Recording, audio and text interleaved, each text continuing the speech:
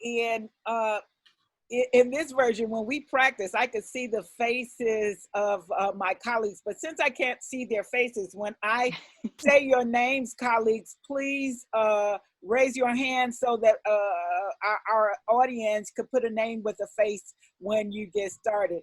The name of our presentation is Inclusive Entrepreneurship, a critical look at inclusions of persons with disabilities.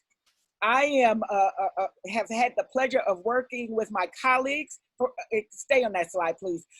My colleagues, Jacqueline Casato, who's a professor at Kenyatta University. Patricia, we call her Nia Rock. She is a community and economic development finance professional and founding principal at Blue Sweet Solutions Incorporated. And Jacqueline Winstyley, who is from the UK, and she is the founder and leader, CEO of Universal Inclusions. And that is our team. Next slide, please. I will share about what we will be talking to you for the time that we have, the 12 minutes that we have. We'll start defining inclusive entrepreneurship. There are many definitions of entrepreneurship. There's many definitions of inclusivity. We will tell you exactly what we mean in our research for this study. We'll share the purpose of the research. We'll talk about the objectives of the study, why we did this. We'll tell you the design, the methodology. We'll share some of the results and findings, and we will share what we think are some practical implications and conclusions for our work. Next slide.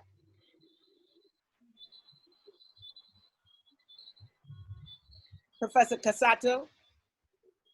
Thank you, Dean Rolle. It's not arrived in Nairobi yet. Okay, there it is. So we first defined inclusive entrepreneurship by looking at literature. Now, inclusivity has been used to refer to the way society ensures there's accessibility of entrepreneurship for both well-being of daily life, but inclusive development refers to the improvement of social and economic conditions across the population in a given country. Inclusive entrepreneurship, therefore, would refer to participations of persons who are marginalized in entrepreneurship activities. Next slide, please.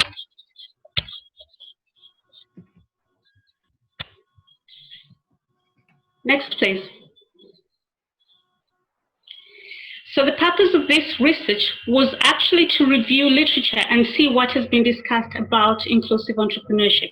Many of these studies have looked at inclusivity, but they have lumped both girls, women, ethnic minorities, and indigenous people into the bracket of persons of inclusivity. But it has failed to look at perspectives that are unique for persons with disability. So this paper is going to review literature on inclusive entrepreneurship that scholars have pursued in an effort to show inclusivity in entrepreneurship. Next, please.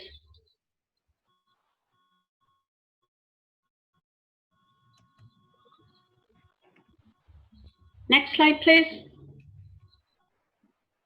So let's start by looking at the objectives. First, we'll operationalize the definition of inclusive entrepreneurship. Next, we'll look at the Sustainable Development Goals and how they incorporate inclusive entrepreneurship in the agenda.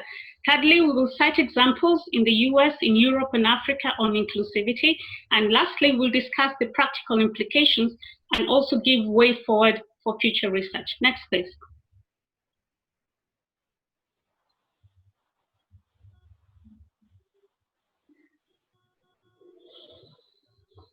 Next. Okay, thank you. So our design methodology was literature review. We reviewed literature and we grouped the literature in thematic areas such as inclusiveness in SDGs, inclusive entrepreneurship in policy, and then examples of inclusive entrepreneurship programs in Africa and UK. We summarized the commonalities in this literature by citing where the persons with disability had been included in entrepreneurship policy. Finally, we gave recommendations for further areas of research in this area. Next, please.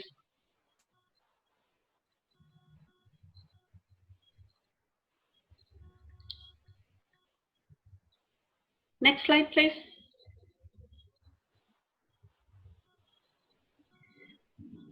Okay, so let's start by operationalizing what we want to refer to as inclusive entrepreneurship.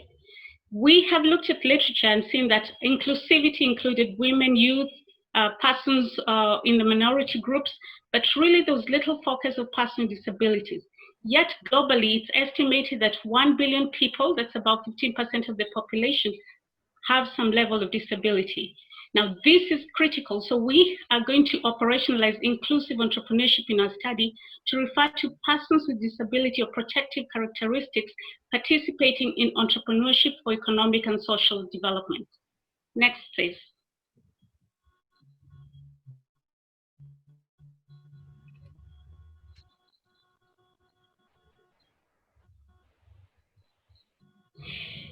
In our findings from literature, we start with the SDGs.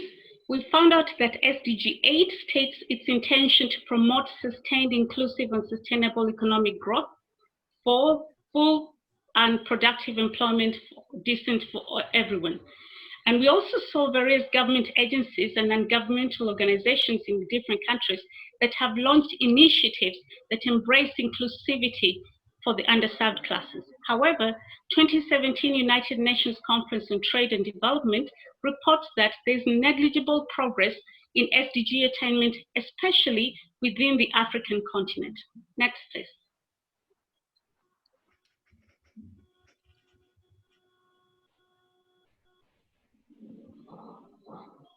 If we look at Europe and how they have looked at inclusivity and entrepreneurship, you see 3 different pie charts and a bit of explanation on the extreme right. Now, 6 countries have dedicated youth entrepreneurship strategy where women are included.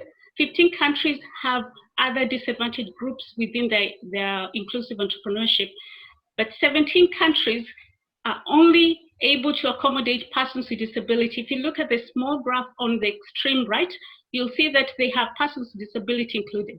Please note, Europe has 44 countries. So this therefore means there's still more work to be done here to include persons with disability.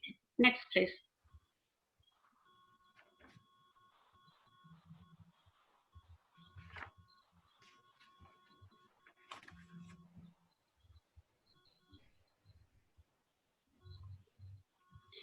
Now let's look at Africa and what the scenario is like about inclusivity. Kenya's Vision 2030 seemed to overlook inclusive development and growth for persons with protective characteristics within its framework. In Uganda, their National Development 2015-2016, 2019-2020, they propose becoming a middle-income country, but they have little reference about persons with protective characteristics. Nigeria's Vision 2020 mentions sustainable growth, optimizing human and natural resources, but they seem to have little reference with persons with disability. And then there's Ghana, their Development Agenda 2, 2014-2017. They talk about having national shared growth, but they do not really focus on persons with disability, and therefore does not signify a focus on equality. This, of course, confirms what we saw about the United Nations report on Africa's negligible progress on SDG 8. Next, please.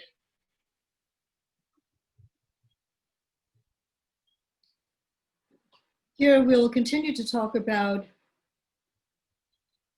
opportunities for inclusiveness that's practiced in the Democratic Republic of the Congo.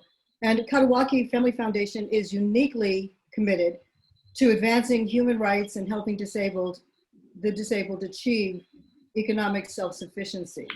And they have implemented a program aptly called Inclusive Entrepreneurship for People with Disabilities that is now serving a workforce of over 2,500 persons with disabilities and other underserved and marginalized characteristics to participate in the marketplace, either as employees or as entrepreneurs, and that's as of 2019.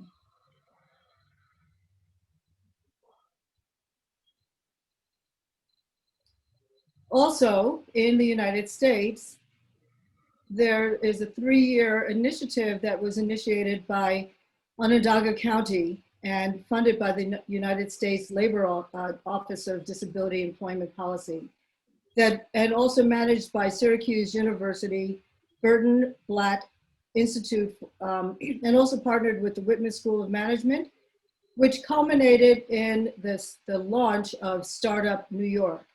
Startup New York is a program that focused on the inclusion and support of entrepreneurs with disabilities.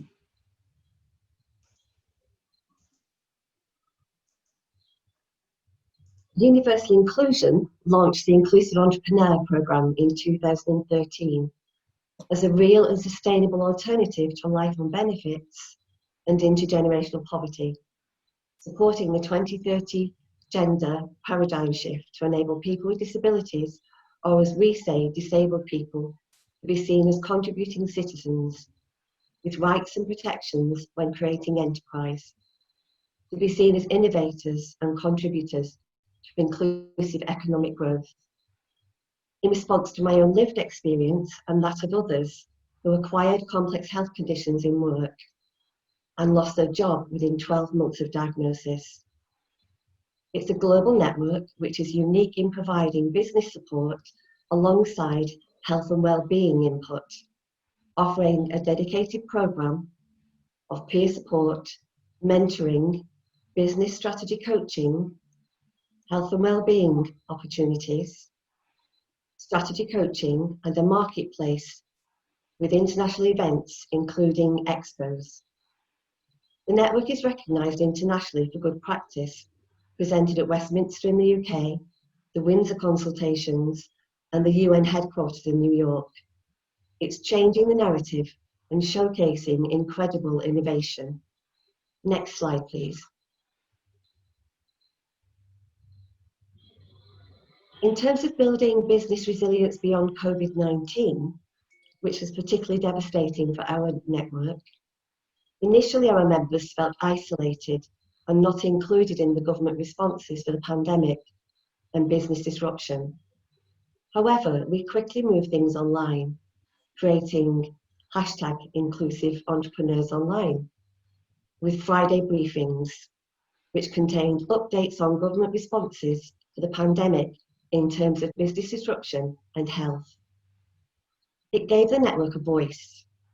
Our briefings were put on YouTube and our recommendations were fed into government and influenced government responses. Business disruption measures, however, were not sector appropriate, and other than the bounce back loans, as we conduct our business differently from the mainstream. However, our briefings led to the creation of an all-party parliamentary group within Westminster, specifically for inclusive entrepreneurship, and in particular, persons with disabilities. COVID for us set this right at the heart of government, with a 2-year sector-specific programme, which is incredibly exciting. It's game-changing. For the first time, it positions this issue right at the heart of government policy. Thank you.